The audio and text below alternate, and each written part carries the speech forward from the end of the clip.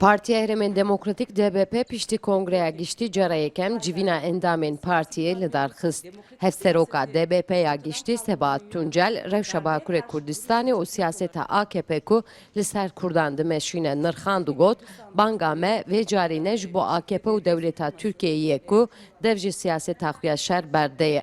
Banga me ji bo gelê Tirkiyeyê ku li hemberî polîtikaya AKP derkevin û bibin yek deng. Wî awahî înazima dibêjîtin êdî bangevaziya me ne bo AKP'ye. AKP her tim tiştê diket dijî demokrasiyê diket. Bangevaziya me bo gelê Tirkiye. Aştî qazane demokrasî wî warî da saziyê demokratîk in.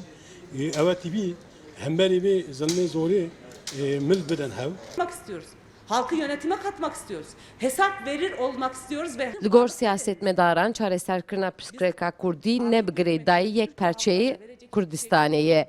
Rewşa pirsgirêka Kurdên Bakur jî wek perçeyên din bi girêdayî opozisyona Kurdên Rojhilata Navî ne. Kurdistana başûr ne?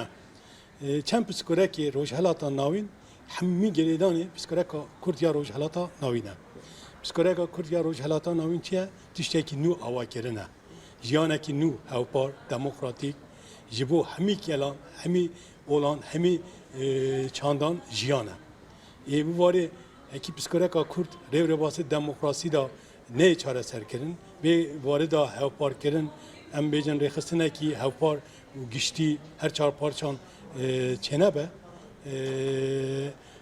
yani ser bixwe em bêjin parçekê da em bêjin pêşketinek ev de büyüte hedefi pergela deselatar sistemet kapitalist.